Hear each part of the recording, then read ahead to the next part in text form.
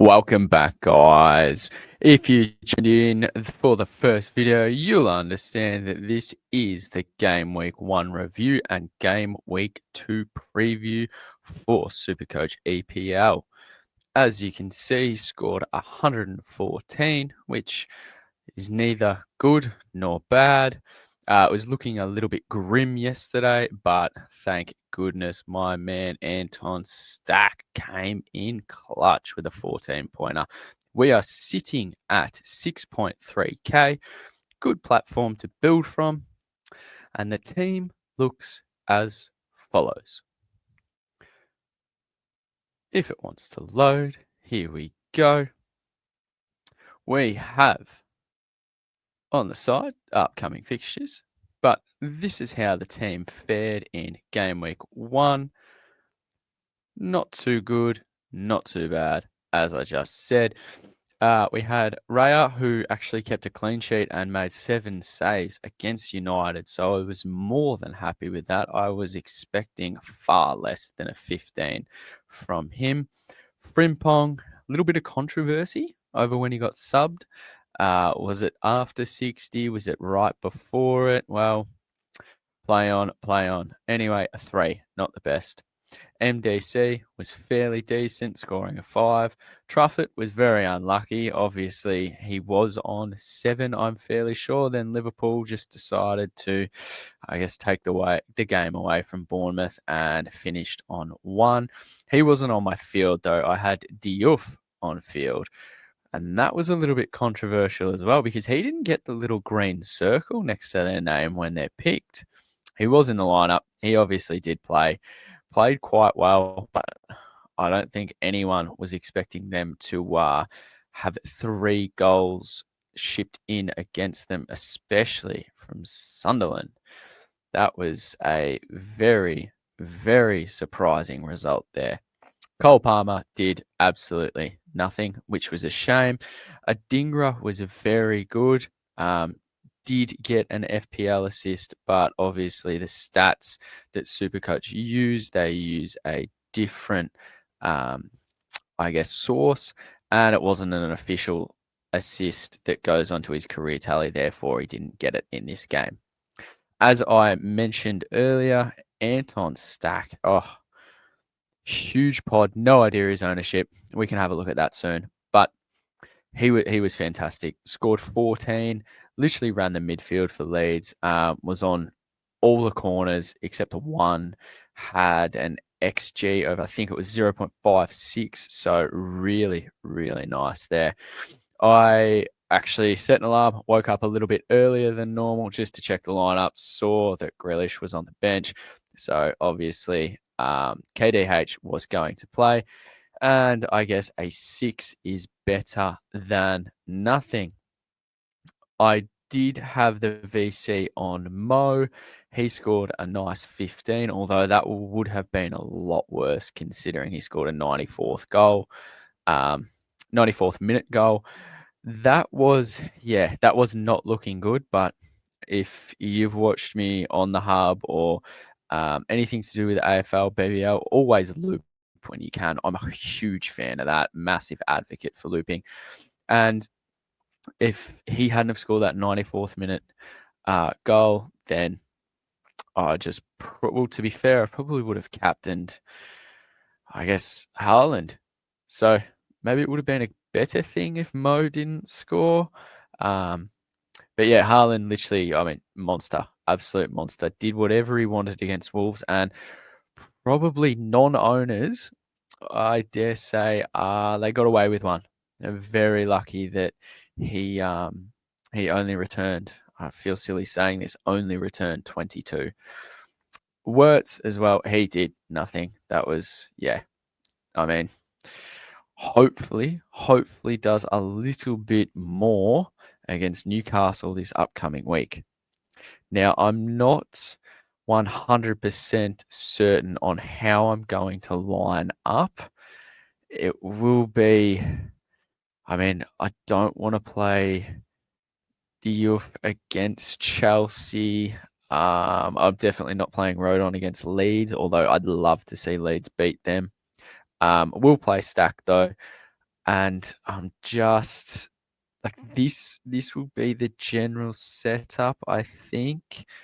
Yeah, there'll be a little bit of time to obviously consider that. There's a few players playing at the same time, so can make a decision regarding that. Really liking the fixture that Adingra has.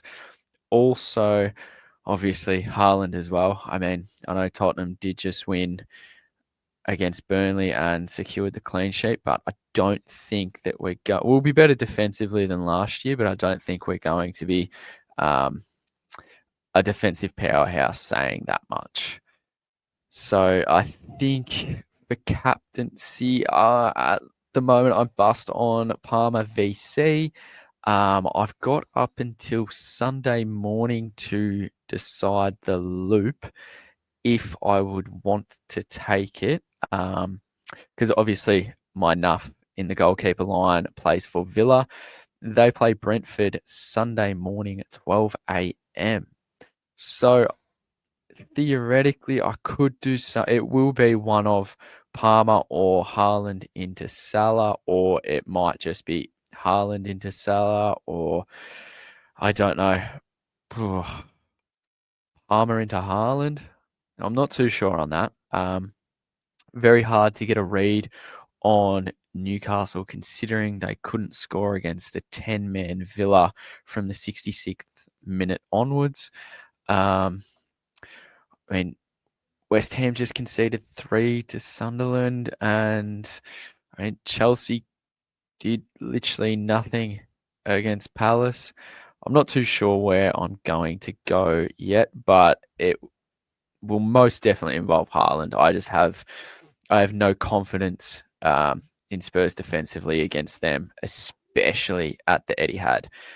I think Truffett will do quite well this week against Wolves, but in saying that, we know once the goals start to pile on, these aggregated scores tend to drop quite quickly, which they're very volatile, which is annoying, but that's the nature of the game.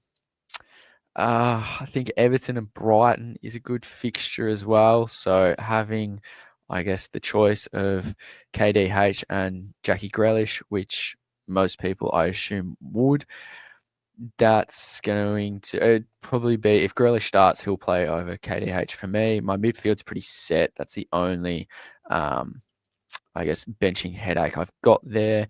Obviously, playing the 3 forwards. I guess it really comes down to, do I think Everton score against Brighton? Because MDC, that would be a lovely clean sheet for him. So it'll be 2 of MDC, Grealish, and KDH if Grealish is going to start, which obviously we'll find out at 10 o'clock Sunday night. But in saying that, it will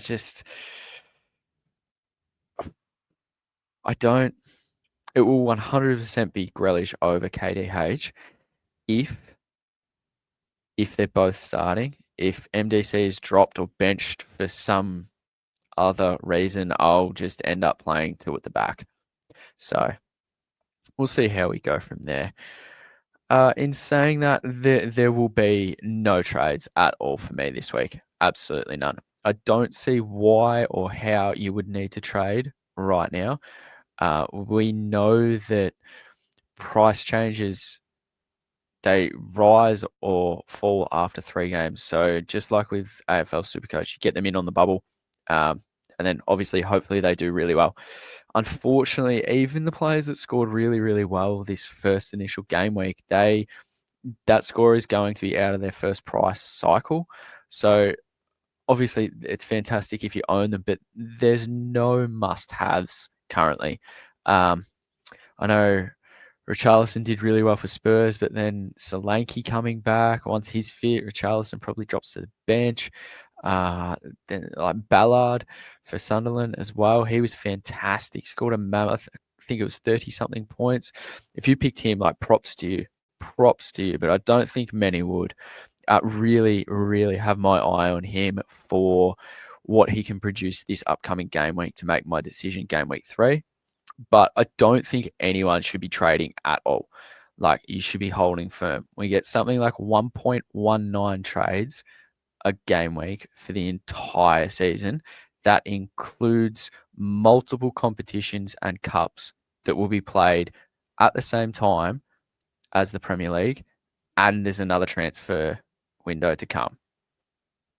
Like, sometimes it may be better just to play a player that you don't think is going to score well than trade to another player. It's not like AFL Fantasy where you get 2 each week. And to be honest, I think this is a lot harder than AFL SuperCoach because, as I said, there's only one AFL competition, whereas in EPL, you've got multiple competitions going on. And the information is a little less easily accessible. For instance, if a player gets a knock through training, if they manage to keep it up really nice and secure, you might not hear about it until later on in the week or right before kickoff. So another thing, I guess, staying up as well, so you get to see team lineups, is pivotal for your decision making. And I guess that's where I'm sitting. I don't take into any consideration what projected scores is going to be. I am yet to have an enlightening conversation with anyone that can accurately explain to me how a projected score is created and what it goes off, what statistics are used into that. So I don't have any reliance or anything like that into projected scores. But overall, I'm fairly happy with how the team's set up. I feel like there's no glaringly obvious issues at all, and hopefully we can go a little higher than the 114 that we posted in game week 1. So again, thank you all for watching.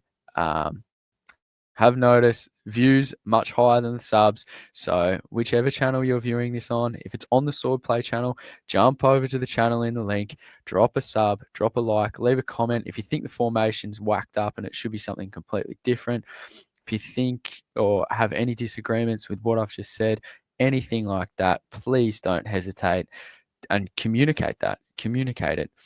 Drop a like, leave a sub, even a comment as well.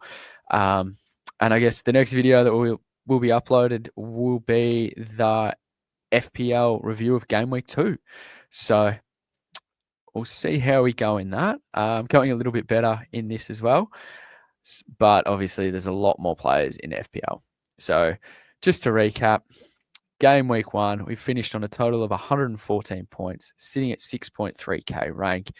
We have 2.4 million in the bank for whenever we do decide to make our first trade. Hopefully that's not until after next game week. And I think we're sitting pretty well. So as always, thank you so much for watching. If you haven't already, make sure you do leave a like and sub. We're up to 46 now on this little side project of a channel, and everyone is greatly appreciated. And I do really love the support. So thank you. And as always, don't forget to check the SuperCoach Swordplay website out at supercoachswordplay.com. Jump over to this other channel as well at Scobes YouTube.